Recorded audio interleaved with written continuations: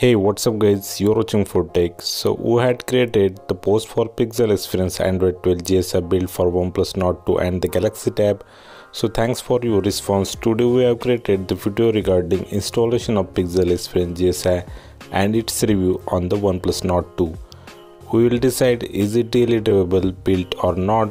So watch the video till the end. We have also given the timeline like introduction, installation, review and the final verdict. So you can jump directly to the specified part as per your wish. So without further ado, let's get started. On a new adventure.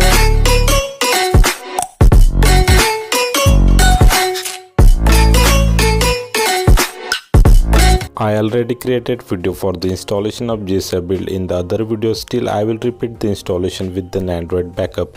So here I am on the latest OxygenOS A16 build of the Nord 2.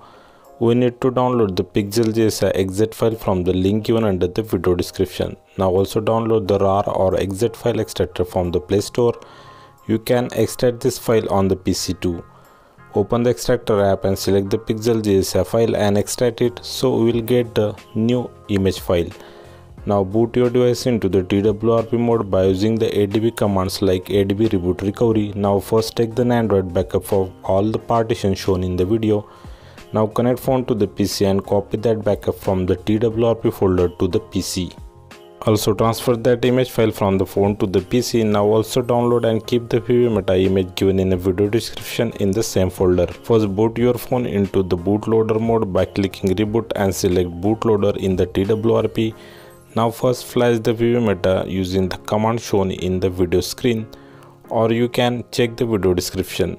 Now type the fastboot reboot fastboot. Phone will boot into the fastboot D mode as shown on the screen. Now rename our image file to the simple one like system.img. Now type the command fastboot flash system.img. Flashing starts and it will take nearly 5 to 10 minutes. After that, on the TWRP screen, tap reboot and select recovery. Phone will reboot back to the TWRP.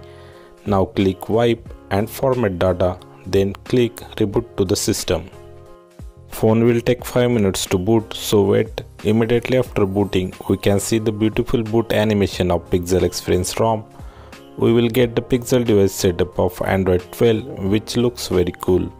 After complete setup, we will go to about device to check update details. So here we are upgraded to Android 12. Security patch is of 5th December 2021 and the beautiful Android 12 Easter egg. So now we will see what's working, and there are some tweaks to make some settings work again. So dual SIM networks are working. Here I am using the two SIMs, no issues at all. Now to enable the OLT calling, we need to tweak some settings. Go to the settings app, there go to the PHS table. Now click IMS feature, check mark last two tabs. Then click create IMS APN. Now click install IMS APK. App will gets downloaded and installed automatically.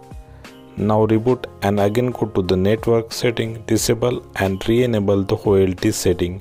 Now your OLT should work. We are able to make the calls, but sadly that OLT incoming call issue is still here.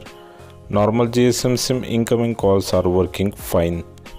Wi-Fi and Wi-Fi hotspot networks working good, so the Bluetooth device is connecting here, but still if you are not getting the audio in the device, then go to the PHS treble setting, again there go to the miscellaneous and check mark the force disable A2DP and reboot your phone. Your Bluetooth device audio is working now. Speakers are working fine and they are very loud. Here is a sample. Under the video description. So before going forward, we need the old A15, the lineageos 11.zip available in the video. Says here again, just follow that. GPS locations are working fine. Inside the maps, it detecting my location accurately, but first time detection takes some time. So alert slider is working here, but we can see its notification only in the status bar, not like OxygenOS alert slider notifications. Punch hole already working here, so no need to tweak anything like Magic's module similar to the last video. Fingerprint is completely fixed here, but sometimes it takes time to set up, but once got all done, it works seamlessly. So let's check the camera. Here once again, like other GSI and custom builds, minimal Snapdragon cam is available. It's taking pics and video and having very good quality similar to the stock OxygenOS camera application, but no other custom features are available. So I have given the Snapdragon build in the video description. In that, tap the stable build, there tap second link for the MGC build and download and install the APK. So the Snapdragon cam have the lots of features like portrait, slow motion, night sight. Camera quality is also extraordinary.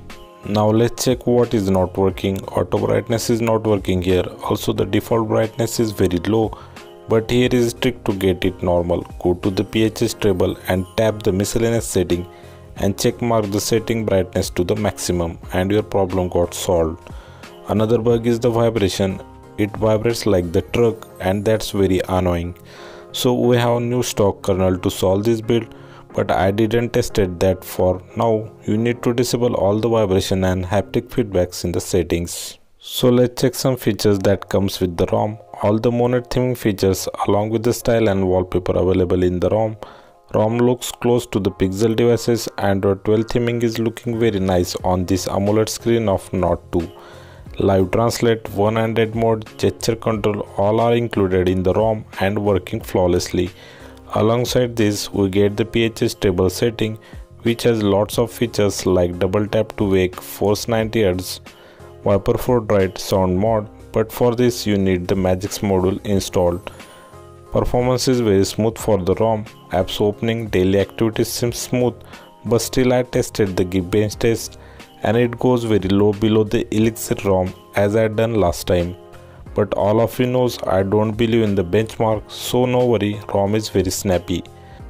Battery backup is not tested yet. I will report it back in a comment section tomorrow. So what is the final verdict? If you don't bother of incoming calls for the OLD and disabling the haptic feedback, this build is for you.